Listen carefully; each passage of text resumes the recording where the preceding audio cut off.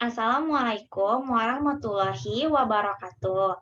Perkenalkan, nama saya Anissa Amelia dari Fakultas Ekonomi dan Bisnis, Prodi Akuntansi.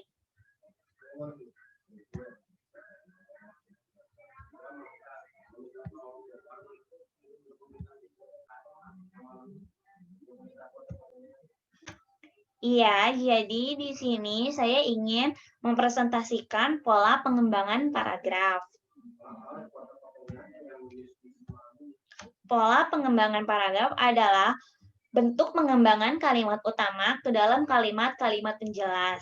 Di sini terlihat ada satu paragraf narasi, yang artinya adalah paragraf yang menceritakan suatu peristiwa atau kejadian sedemikian rupa sehingga pembaca seolah-olah mengalami sendiri kejadian yang diceritakan itu. Dalam paragraf narasi terdapat 3 unsur utama.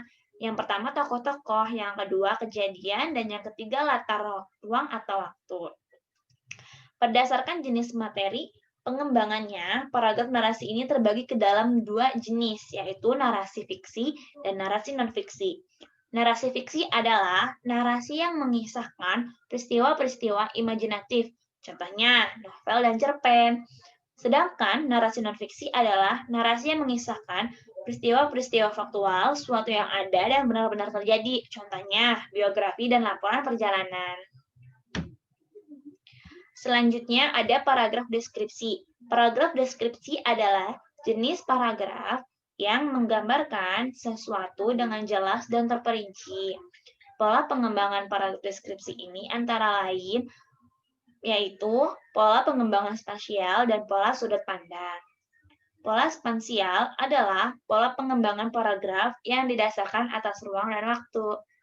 Sedangkan pola sudut pandang adalah pola pengembangan paragraf yang didasarkan tempat atau posisi seorang penulis dalam melihat sesuatu.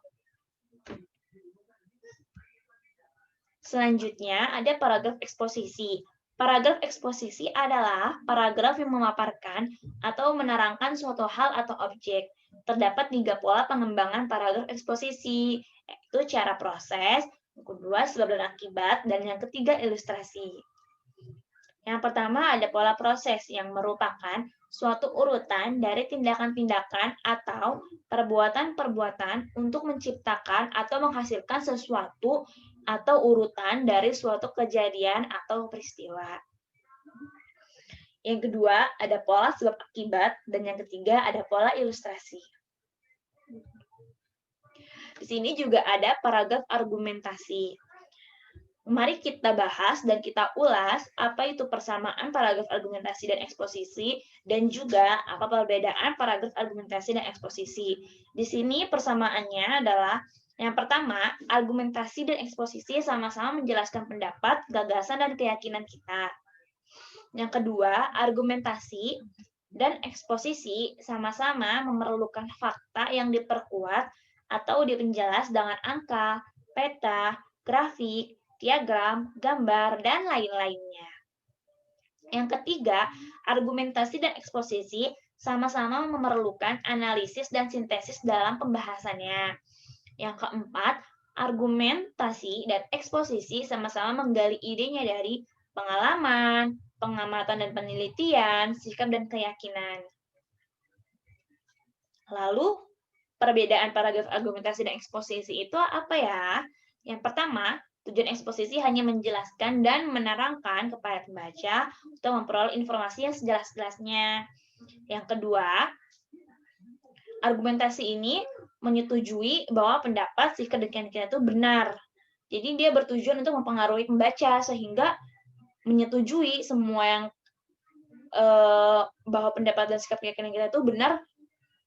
Ya, karena itu tujuannya. Yang kedua, ada eksposisi menggunakan contoh, grafik, dan lain-lainnya untuk menjelaskan sesuatu yang kita kemukakan. Sedangkan argumentasi memberi contoh, grafik, dan lain-lainnya untuk membuktikan bahwa sesuatu yang kita kemukakan itu benar. Yang ketiga ini, penutup pada akhir eksposisi biasanya menegaskan lagi dari sesuatu yang telah diuraikan sebelumnya. Sedangkan penutup pada akhir argumentasi biasanya berupa kesimpulan atas sesuatu yang telah diuraikan sebelumnya. Selanjutnya, Paragraf berdasarkan letak kalimat. Itu ada 3. Yang pertama, paragraf deduktif. Paragraf yang dimulai dengan mengemukakan persoalan pokok atau kalimat topik, kemudian diikuti dengan kalimat-kalimat penjelas. Yang kedua, pada paragraf induktif, paragraf yang dimulai dengan mengemukakan penjelasan-penjelasan, kemudian diakhiri dengan kalimat topik. Yang ketiga, ada paragraf campuran. Paragraf yang dimulai dengan mengemukakan persoalan pokok atau kalimat topik, kemudian diikuti kalimat-kalimat penjelas, dan diakhiri dengan kalimat topik. Kalimat topik yang ada pada akhir paragraf merupakan penegasan dari awal paragraf. Macam-macam pola pengembangan paragraf ini ada 2 loh. Yang pertama, pengembangan umum khusus. Paragraf yang dimulai dengan pikiran pokok kemudian diikuti oleh pikiran-pikiran penjelas. Yang kedua, ada pengembangan khusus umum. Ini kebalikannya ya, teman-teman. Paragraf ini yang dimulai dengan pikiran-pikiran penjelas kemudian diikuti oleh pikiran pokok atau kesimpulan.